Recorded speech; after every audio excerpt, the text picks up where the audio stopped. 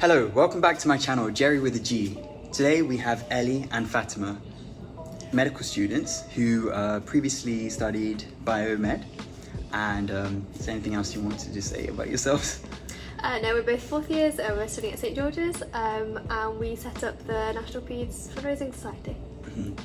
And this leads us to the main topic that we wanted to explore today, and that's within the realms of pediatrics and children's health. So I guess I can just start by asking, like, what's the interest in children's health specifically, you know, of all the branches of medicine and voluntary service, I guess? I think for me, it comes from a personal place. So one of my best friends lost his mum when he was a lot younger, and I saw that the bereavement support offered to him and his brother, I would say, wasn't enough. Okay. And the repercussions that had on his mental health. And I think because of that, I wanted to be part of that conversation. I think mental health in general is now a very big talking point, and now is the time to push forward peds mental health, because I think children's mental health in general is underestimated, and I think now it's kind of peeping through the cracks, and people are starting to realise that children, you know, as young as 5 or 6 are starting to show signs of anxiety, starting to show low mood, and that's when the interventions can happen to stop them getting to the age of like 20, 25, and then having a crisis and being, a lot harder to recuperate and to rebuild. Yeah, really nicely put. Yeah, no, I think what's really important for me, I think, is to educate children about what is going on, because I think when I was in primary school, like personally, like I was never taught about what mental health is and what to do if you're feeling a certain way, and for me, I really want to make sure that children are educated on the signs and like what to do if they do feel a certain way. And do you see that, so have you done pediatrics on placement? So I haven't done a paediatrics placement yet, but I'm really excited to do it. But I volunteered with a society called Teddy Bear Hospital, and they go into primary schools and they teach children about other things, but such as like healthy eating, like dentistry, X-rays, and the whole aim of that is to make children not scared when they go into that environment. So it's a thing where children don't like to go to the dentist, do they? So we sit and educate them why is it important to keep our teeth clean, why is it important. And it's quite shocking sometimes when you see children of certain ages where you would expect them to know how to brush their teeth and they don't. And it's quite rewarding on a personal level to like teach a child how to brush their teeth when you think that they would know how to do that already. And seeing that small things just within like healthy, like building a healthy lifestyle for them and teach them how to do that and making them not scared of like a healthcare environment, I think is like kind of the first line. But I think now Teddy Bear Hospital is definitely like incorporating like mental health into their stations and making sure that children like are aware and are happy to speak about it as well. Yeah, I think so. I have worked in peds before as a healthcare assistant, and I also volunteer here in the playroom, so less kind of clinical environment but more supportive. And I think that exposed me to this other side of care, that the play therapy and the importance of using play to communicate. I think it's really interesting when you talk to children, the amount they tell you through the toys they choose and how they respond to different stimuli in that playing environment. And I think that started to open some doors and ask some questions about how we teach children, as Fatima said, how to teach children when to notice signs and how to talk about them, and how we can use the tools such as their toys to explain those things and explain how they're feeling and put things into context and explain what's going to happen. So as much as it's important for children to understand how the adult world, at one day kind of functions, it's also important for us to understand how children communicate in their own special way. And with regards to, so leading on to your society, what kind of brought about the creation of that? So I think it was just after sort of the peak of like COVID when we became society presidents of the Paediatrics Society in St George's, and we wanted to make some sort of fundraising event because we were aware of like charities being hit, and we wanted to do something about it. And we were like, it'll be a nice way to get sort of the university involved and you know, do something fun as well, for a good cause. And then I think we sort of thought, why not make the impact a bit bigger? I think Fatima and I as people are go hard or go home, and we felt that because of the massive impact COVID had had and the statistics that were rolling through about the impact it had on the charity sector in terms of how much money they had lost from not having any fundraising events, and also the impact it was having on children's mental health, it felt like it wouldn't have been enough to just do something within our local community at St George's. It would have just been, too small in comparison to the event that was going on. Yeah, I feel like we also felt we have like a responsibility, like, you know, we have like such power as medical students that we have like a role and we're able to do something with it. So we wanted to use that like position that we have to like reach out to other societies and tell them, you know, we're interested in mental health and helping children like you guys, and the response was amazing. We had so many universities involved. So yeah, that's how it sort of started. Yeah, as in it's good to, you know, start acting now as opposed to waiting till doctors and Exactly. And is there anything you've done as a society? Yeah, so we had our National Paediatrics Fundraising Week. So during the course of that week, we have a national branch and a local branch because when we started this, Fatima and I both said we don't want to abandon St George's and the South London community, and therefore we kept our local aspect as well as doing our big go hard or go home fundraising. So nationally, we tried to walk around the UK between hospitals that have fantastic paediatric departments and also where many of our universities were based. And then on a local branch, everyone did their own fundraising event, from bake sales to raffles to quiz nights to sports events. It was fantastic. They had complete control, and it was for a charity that was special to them. Yeah. Good. And in general, is there anything that you feel is a big issue with mental health within the children's community, or? I think for me, the frustration I have is that I just want it to be a really important topic to schools. Like, I think if it's ingrained in their curriculum and as important as it is in healthy eating and lifestyle and preventing obesity, like if they're such big topics in schools, then I think equally that mental health should be as well. So I think that for me is like sort of the biggest issue, and I think the way that Ellie and I have tried to kind of combat that within the power that we have is we last year held a competition for I think it was year 4, year 5 and year 6 pupils to submit like a piece of work, whether it be like a poster or a drawing or a poem or whatever they'd like, of what mental health means to them.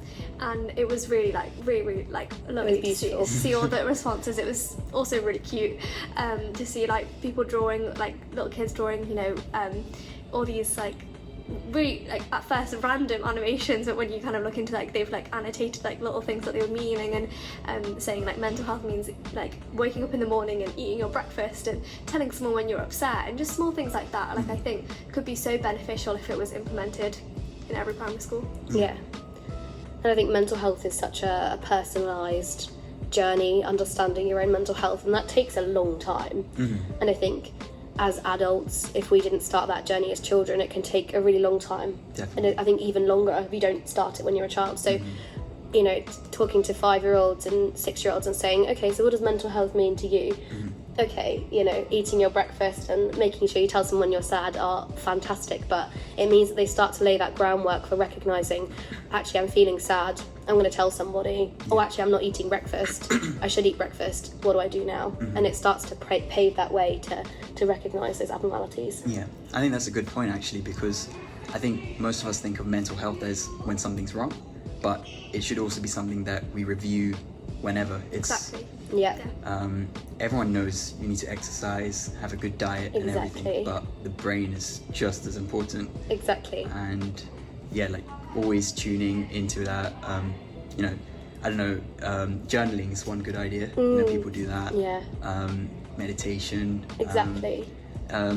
Is there any of these things you follow, or I love a bit of journaling. I do like journaling. Yeah, me too. I do like journaling. I do think journaling is good. Yeah. I do a lot of gym. I like going to the gym. Perfect, and yeah. exercising and just going for a swim. I like when you go for a swim and you put your head under the water and you can't hear anything. Everything's really muffled. And that's so cathartic when you go swimming and you just put your head under the water and you can't hear anything at all. Yeah. And it's just you on your own. And I think that's like my thing. But I only discovered that was helpful, in the past year. Yeah. And I feel like if, as a child, I'd thought about things that were important to me and what would make me feel comfortable. If I was feeling sad, how could I retune? Perhaps I would have picked up on things like that. Yeah. Earlier. That's definitely a good point. I think for me, I really like reading. Really like, you know how you say when you're underwater, everything's zoned out. When I'm in a good book, everything is zoned out. Like, Yeah. Just getting into a good crime novel is my way forward. What do you do? So I started journaling. Once a month. I sometimes forget, that's the problem. Yeah. But I do try like meditating and just doing like night walks and stuff. Nice. For some reason, I think it's to do with what you were saying with swimming and stuff. In the night, there's just less people and stuff. It's silence. And also, as you know, the place I'm from, no one lives there, so it's safe to walk at night. But yeah, like you said, it's just being alone with your thoughts to kind of process what you've done through that day, whether it be good, bad, and just, if you've done good, put a pat on your back. If it's bad, learn what you can do better.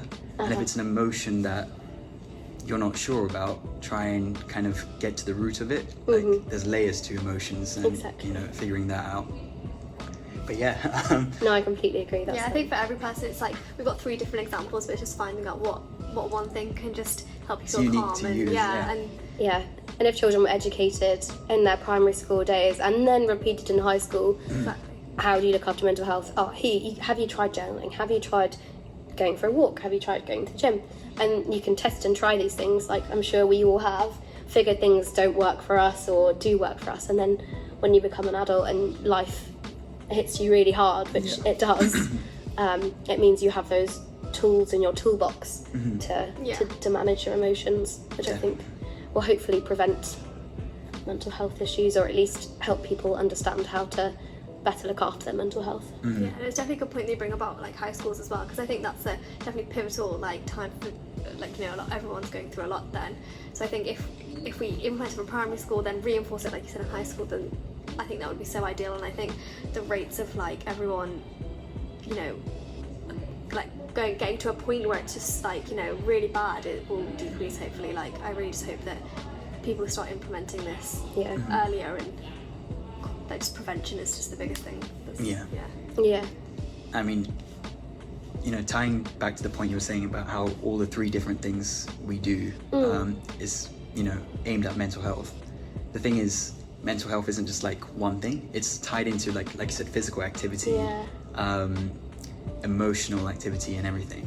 And I think the fact that you said it's something that's unique to us as children, that's when we kind of discover it. I'm not saying we know our identity then, but it's the beginning of when our identities start to kind of grow, I guess. No, absolutely. And so when children are educated with that understanding that, okay, this is my identity, this is how I react, they'll be better in understanding how to react to their own mental health and everything. Exactly. So what do you think about the stigma surrounding mental health right now in this day and ages? I think mental health stigma is still apparent. I think even in the way that we're trying really hard as a community to talk about mental health, but we are still, or I feel still worried about taking histories of patients with mental health. You want to be delicate, you want to know how to approach it and not put your foot in it. And I think that still shows that there is stigma around it. There is still that worry of how do I approach this conversation, what do I say, how am I going to tackle it, will I make something worse? And I think that kind of shows that although yes, the phrase depression, anxiety, that's definitely thrown around more in general conversation and people are more open about their diagnoses, there is still that element of, if you've got mental health, as a friend of someone with mental health, do you always know how to support that person, and that's where that stigma still lies.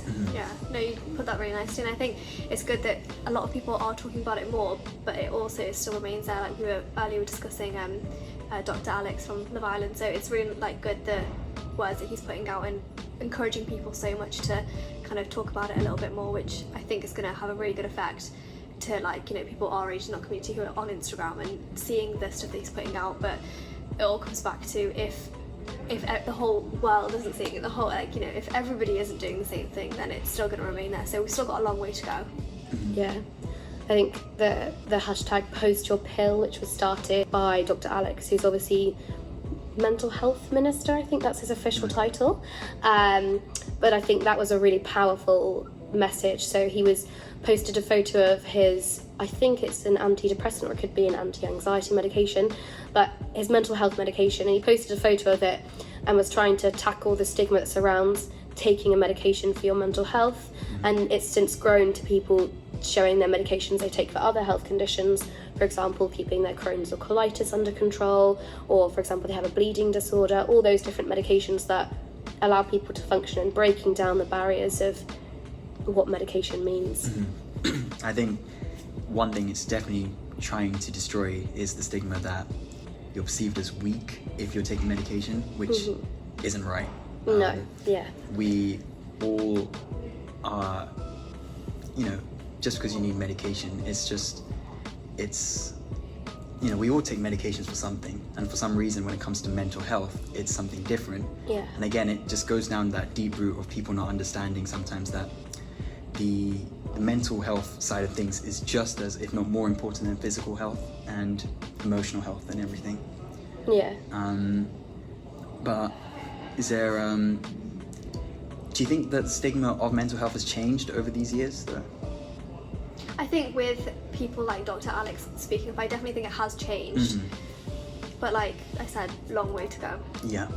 Yeah, I think I would agree. I think, you know, if I think back to when I was in high school and the conversations that we had around mental health, I don't think there really was any conversation around mental health. I don't think the phrase, I have anxiety, I have depression, I have, you know, schizophrenia, I don't think I knew anyone with any of those conditions, knew anything about any of them at all. I don't think I really understood mental health. I don't think I understood my own mental health. And I think now I definitely have that perception, and I think there are children my age, 15, 16, who probably have an understanding of what these mental health conditions are and what mental health is, which I think is such a positive step. But as we've said, there's still that massive gap where knowing what mental health is and knowing how to protect your mental health and what to look out for, and I think that's where that education is missing. Yeah. And that's the gap that needs to be filled with something. I think even with education, you can try to understand, like myself included, I thought I understood what, you know, all these mental health kind of like depression, anxiety were.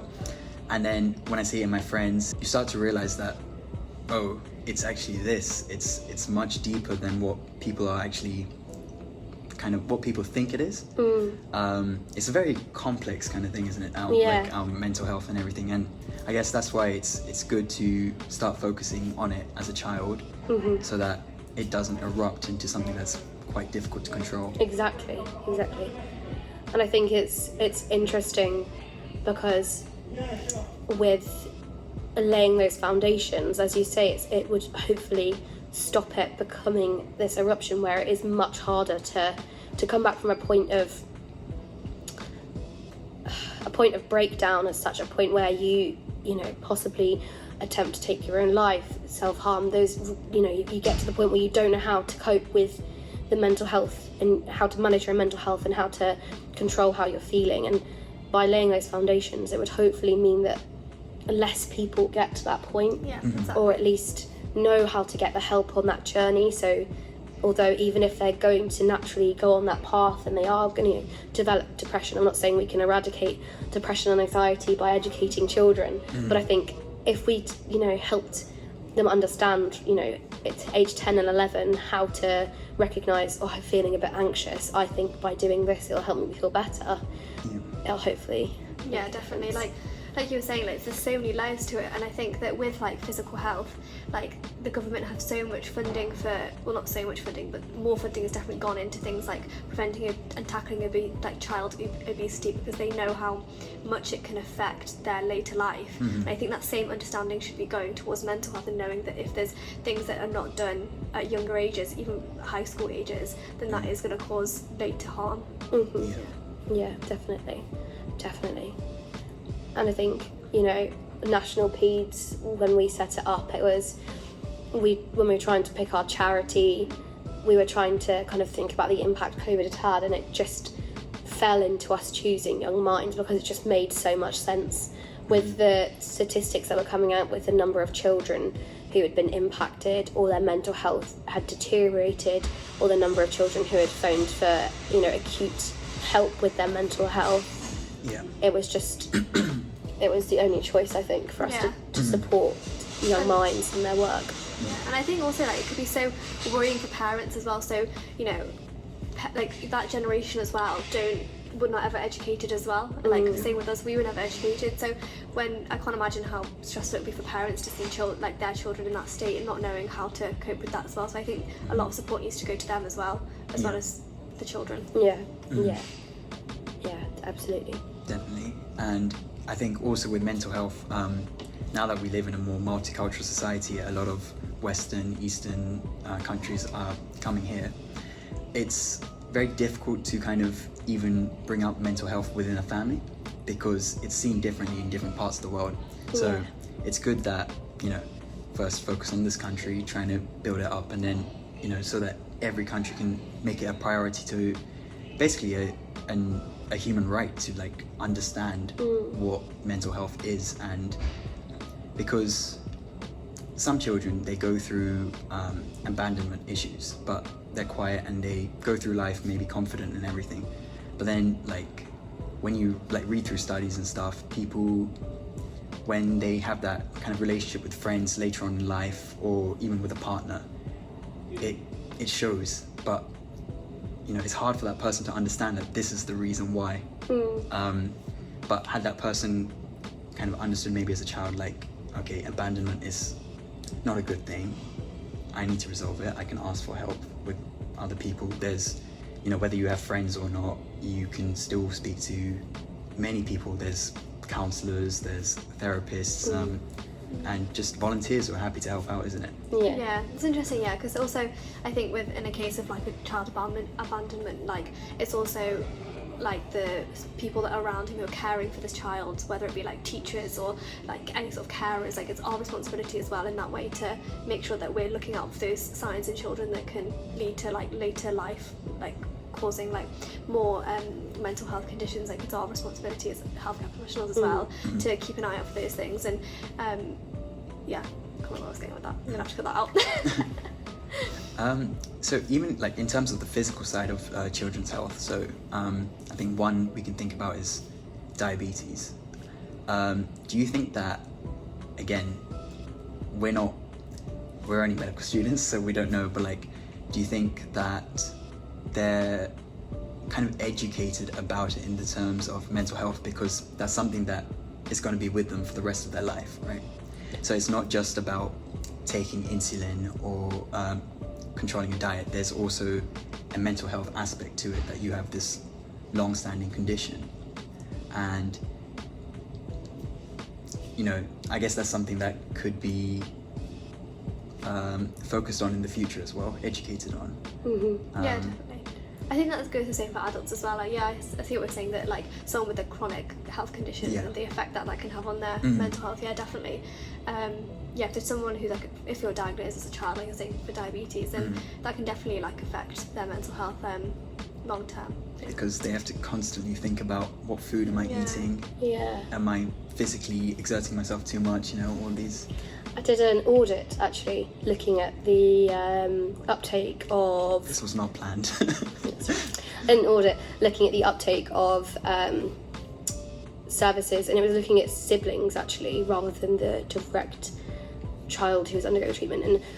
And interestingly, a lot less children came forward for long-term conditions. So, for example, diabetes, And the reasoning behind this was, for a lot of families, and even the children, this is from discussion, but a lot of families just grin and bear it with long-term conditions. They think they're okay and they continue to bumble through, and they have been doing it for X number of years by the time they feel like they're starting to fall apart, and they then don't think it's appropriate to reach out for help because they've managed for 5 years. And whereas if a child, say, comes in through a road traffic accident, so it's a sudden acute event, a lot more siblings and a lot more family therapy is offered because of that. So for example, with mental health, because it's that long-term chronic condition, I think the structure of services for support for siblings and families, which is something I'm personally interested in,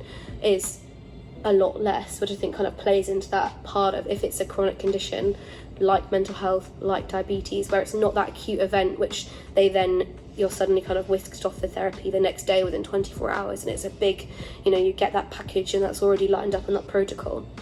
For diabetes, for mental health, where you need that input for a really long period of time, there's just not as much service provisions, and I think it's interesting to see that.